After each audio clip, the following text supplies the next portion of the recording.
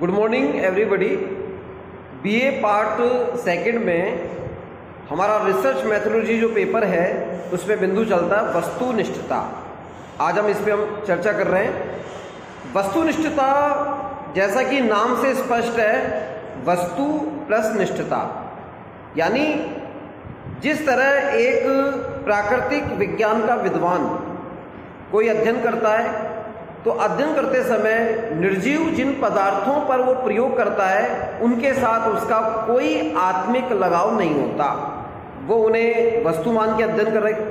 जैसे सोडियम और क्लोराइड दो अलग अलग पदार्थ डब्बे में रखे हुए हैं।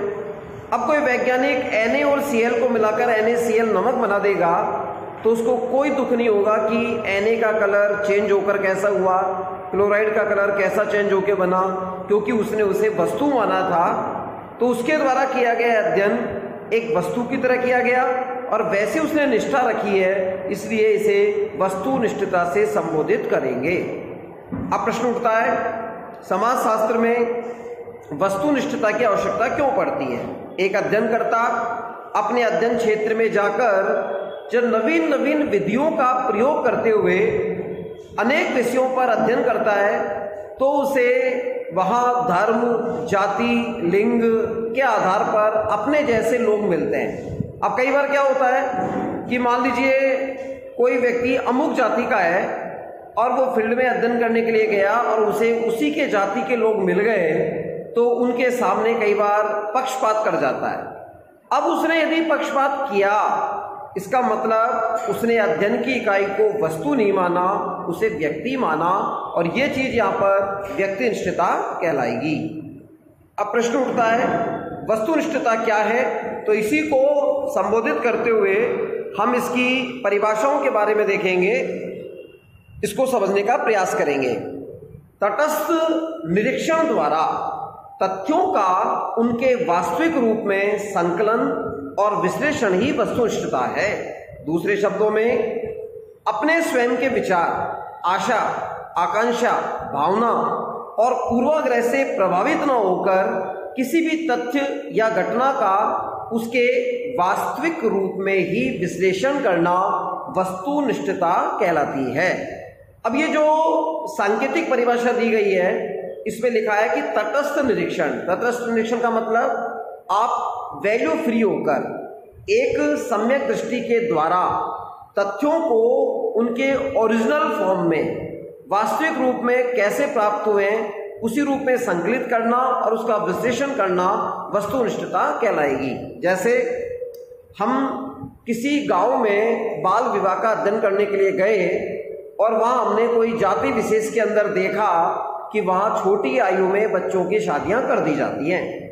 अब मैं यहाँ किसी जाति का नाम उच्चारित नहीं करूंगा क्योंकि हो सकता है मेरे उच्चारण से किसी की भावनाएं प्रभावित हो। मैं एक संकेत में आपको बता रहा हूं कि किसी जाति में बाल विवाह होते हैं। अब मान लीजिए उसी जाति से मैं भी संबंध रखूं और मैं सोचूं कि अरे अगर मैं ये तथ्य बताऊंगा तो मेरी जाति की बदनामी हो जाएगी, और यदि यह सोचकर मैं इस तथ्य को छिपा जाऊं तो यहाँ वस्तुनिष्ठता नहीं है, बल्कि पुरजोर तरीके से इस बात को मैं कहूं कि फला जाति में बाल विवाह पाए जाते हैं, चाहे वो मेरी जाति क्यों ना हो, तो मेरे द्वारा किया गया अध्ययन एक तो तटस्थ है वास्तविक रूप में और इसका विश्लेषण एक वस्तु की तरह किया गया है। और यहाँ मैं अपने मन के विचार, पूर्वाग्रह का मतलब कोई इमेज आदमी अपने दिमाग में बना लेता है, किसी के बारे में पहले से सोच लेता है, उनका प्रयोग ना करके जो यथार्थ है, जो दिखाई देता है, उसी के अध्ययन पर बल दिया जाता है। इसे हम वस्तुनिष्ठता कह सकते हैं। वस्तुनिष्ठता किसी अध्ययन से संबंधित वह विशेषता है जो यथार्थ अवलोकन पर आधारित है। यहाँ यथार्थ अवलोकन का अर्थ है जो दिखाई दे रहा है, जो घटित होते हुए हम देख रहे हैं, उसी का हमें यहाँ अध्ययन करना होता है। सेकंड, जब हम अपने धर्म, जाति, प्रजाति, विश्वास क्षेत्र व निजी विचारों से पृथक रहकर अध्ययन करते हैं, यानी अपनी जाति क्या है, धर्म क्या है, लैंगिक परिस्थिति क्या है, इन सबको इग्नोर करके हम वो देखें कि हमारे सामने घटित क्या हो रहा है, तो ऐसे अध्ययन को हम वस्तुनिष्ठ अध्ययन कहते हैं। ऐसे अध्ययन का उद्देश्य किसी तथ्य की अच्छाई, बुराई अथवा उसके संबंध में उचित और अनुचित को देखना नहीं होता, बल्कि तथ्यों का विश्लेषण करना होता है। इस प्रकार उनके वास्तविक रूप में प्रवृत्ति तथा वैज्ञानिक प्रयास की संयुक्तता को ही हम वस्तुनिष्ठता के अर्थ के रूप में स्पष्ट कर सकते हैं। देखिए, यहाँ एक उदाहरण देते हैं, आपको समझ में आएगा। एक राजस्थान की जनजाति है। उस जनजाति के अंदर जब पति पत्नी के मध्य विवाह संबंध को तोड़ना होता है तो वो कानूनी प्रक्रियाओं के माध्यम से नहीं, बल्कि परंपरागत तरीकों के द्वारा एक पारंपरिक अनुष्ठान करते हैं। जैसे जो पुरुष अपने कंधे पर अंग वस्त्र रखता है, जिसे हम सुआपी कह दें या कोई कपड़े का वस्त्र कह दें, यदि उसकी एक किनार फाड़कर अपनी पत्नी के हाथ में दे दे तो इसका मतलब है कि उनके बीच में विवाह संबंध टूट गया है। अब देखिए, ये चीज यहाँ पर उस जाति के संदर्भ में विशिष्ट मूल्य है, हमको उसी रूप में प्रस्तुत करना होगा। अगर कोई व्यक्ति कहे कि अरे ये तो बड़ा पुरानपंथी विचार है, कोई अपने कपड़े की लीर फाड़ के देने से विवाह संबंध को कैसे तोड़ सकता है, विवाह तो एक धार्मिक संस्कार है, तो एक बड़ी विशद व्याख्या का बिंदु है। लेकिन उस जनजाति में वहां विवाह टूटा हुआ माना जाएगा। तो ऐसी स्थिति में जो हमने देखा, जो हम महसूस कर रहे हैं, हम यहाँ इसकी अच्छाई बुराई नहीं देख रहे, हम वो कर रहे हैं जो हो रहा है। उसको यदि हम वैज्ञानिक आधार पर संयुक्तता के रूप में प्रदर्शित कर दें तो वस्तुनिष्ठता अपने आप बन जाएगी। वस्तुनिष्ठता शब्द का प्रयोग दर्शन, विधि, नीति शास्त्र जैसे विषयों में विशिष्ट अर्थों में होता है। इसका सामान्य अर्थ है कि व्यक्ति को कोई निर्णय करते समय उन सभी आधारों से मुक्त होना चाहिए जो उसकी व्यक्तिगत क्षेत्र में शामिल है। जैसे उसकी विचारधाराएं क्या हैं, मान्यताएं क्या हैं। दूसरे शब्दों में वही नैतिक कथन वस्तुनिष्ठ कहलाएगा जिसकी सत्यता की स्थितियां किसी भी व्यक्ति विशेष के मस्तिष्क से स्वतंत्र हो। जैसे मैं अपने मन में धारणा बना लूं कि जिन लोगों की आंखों की संरचना भूरी होती है या जिनकी मांजरी आंख होती है वो बड़े चालाक होते हैं। अगर मैंने मन में धारणा बना रखी है और मैं ऐसे किसी व्यक्ति का इंटरव्यू लेता हूं, अध्ययन करता हूं और मैं उसके बारे में बता दूं कि फला व्यक्ति तो बड़ा चालाक है, अब बताइए मेरे द्वारा किया गया यह अध्ययन वस्तुनिष्ठ तो नहीं रहा ना, क्योंकि मैंने अपने मन के विचार को वहां थोपने की कोशिश की है, उस रूढ़ी को, अपनी कल्पना को वहां डालने का प्रयास किया है और मेरा मस्तिष्क इनसे स्वतंत्र नहीं हो पाया। तो इस अर्थ में मुझे करना क्या चाहिए था कि मुझे जो वास्तविक अध्ययन है, जैसे मान लीजिए जिनकी आंखें भूरी भी नहीं है और काली आंख वाले हैं और यदि वो दृष्टता करते हैं, चोरी करते हैं, तो मुझे लिखना चाहिए कि साहब अपराध का आंखों के कलर से कोई सहसंबंध नहीं है, अपराध एक वृत्ति है जो व्यक्ति के मनोभावों के आधार पर होता है। इस तरह वस्तुनिष्ठता में पूर्वाग्रह से हमें मुक्त होना चाहिए। अब इसकी हम परिभाषाओं के बारे में चर्चा करते हैं। A.W. ग्रीन, उन्होंने किताब लिखी है समाजशास्त्र। उस पुस्तक में ये लिखते हैं, वस्तुनिष्ठता निष्पक्ष रूप से किसी तथ्य का परीक्षण करने की इच्छा और योग्यता है। या विद्यार्थी ध्यान दें कि यह दो शब्द जुड़े हैं, इच्छा और योग्यता। एक आपकी मनसा क्या है कि आप यथार्थ ही करना चाहते हैं या अपने मन के विचार का प्रयोग करेंगे, और दूसरा योग्यता किस रूप में है, आप क्या उसको करने में संभव है या नहीं है। इस कथन से स्पष्ट होता है कि वस्तुनिष्ठता एक ऐसी विशेषता है जिसमें निष्पक्ष अध्ययन की इच्छा और योग्यता दोनों का होना आवश्यक होता है।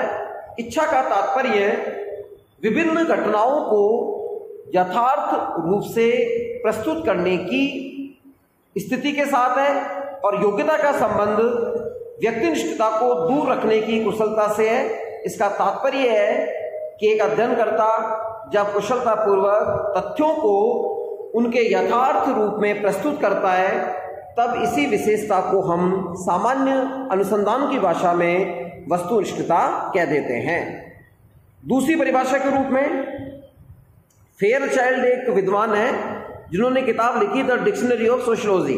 वो कहते हैं वस्तुनिष्ठता का अभिप्राय एक ऐसी योग्यता से है जिसके द्वारा अनुसंधानकर्ता स्वयं को उन दशाओं से पृथक रख सके जिसका कि वह स्वयं एक अंग है, तथा किसी तरह के लगाव अथवा भावना के स्थान पर पक्षपात रहित पूर्वाग्रह से मुक्त तर्कों के आधार पर विभिन्न तथ्यों को उनके स्वाभाविक रूप में देख सके।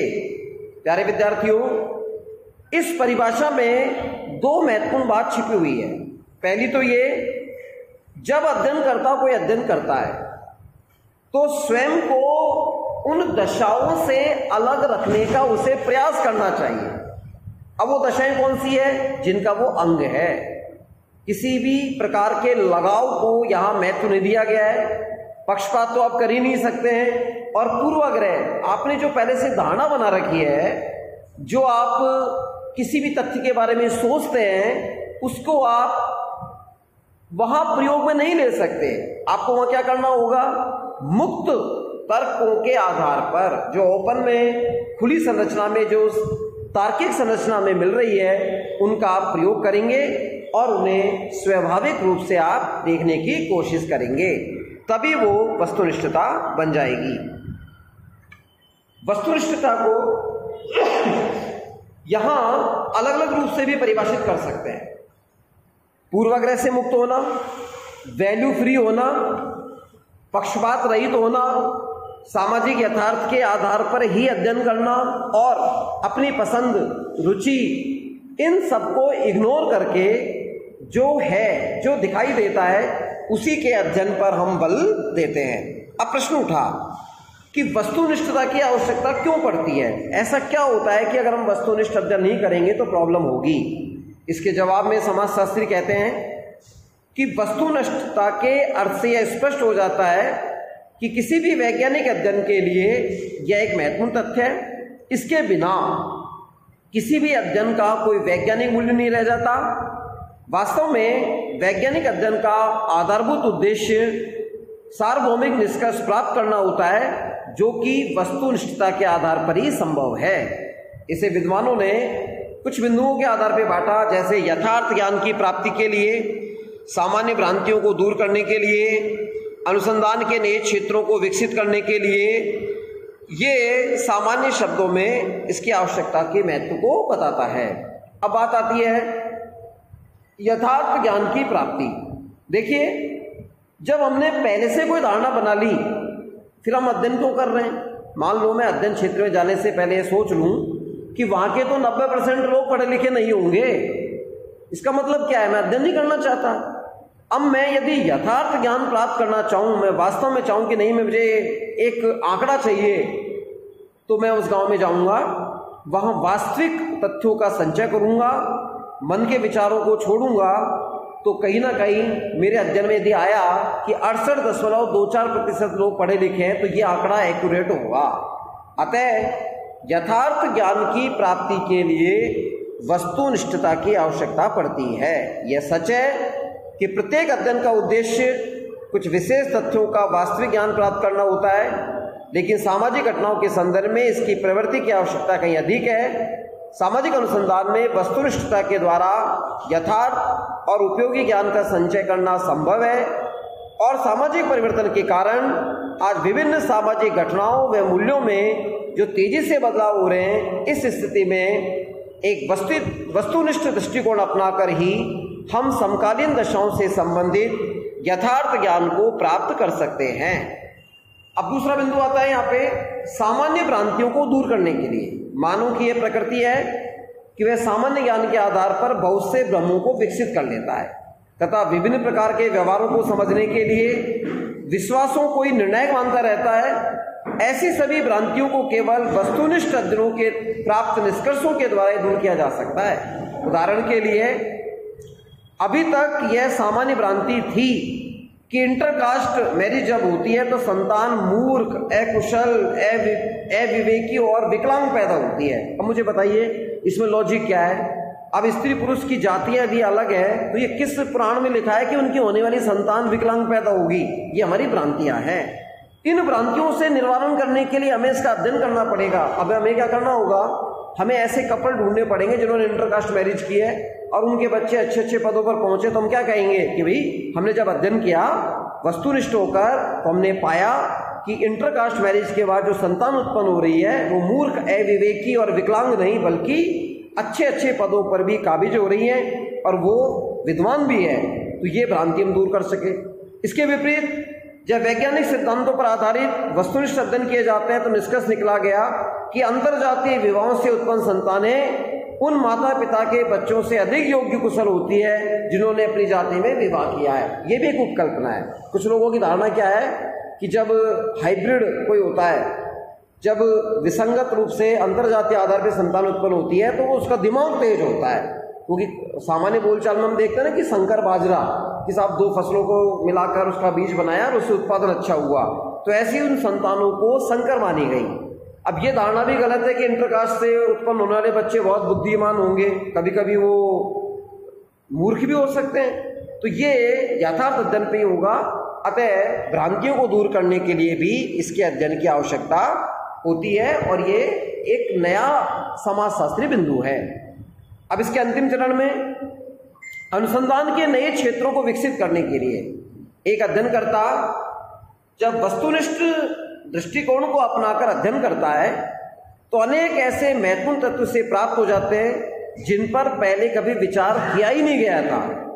तद्यपि ऐसे तथ्यों का अनावरण करना अध्ययनकर्ता का उद्देश्य नहीं होता, लेकिन वो आकस्मिक रूप से उसे प्राप्त हो जाते हैं। इससे अनुसंधान में अनेक अनेक नए क्षेत्र विकसित हो जाते हैं तथा विभिन्न अध्ययनकर्ताओं को उनके व्यापक रूप में अध्ययन करने का अवसर प्राप्त हो जाता है। सच तो यह है कि वस्तुनिष्ठता के आधार पर हम ज्ञान के क्षेत्र में जितना आगे बढ़ते जाते हैं हमें अनेक नवीन लेकिन महत्वपूर्ण तथ्य प्राप्त होते रहते हैं। अतः यह वस्तुनिष्ठता की आवश्यकता है। इसके पार्ट सेकंड में आगे के बिंदु को वस्तुनिष्ठता के संदर्भ में हम चर्चा करेंगे। अब मैं अपनी वाणी को विराम देता हूं। धन्यवाद।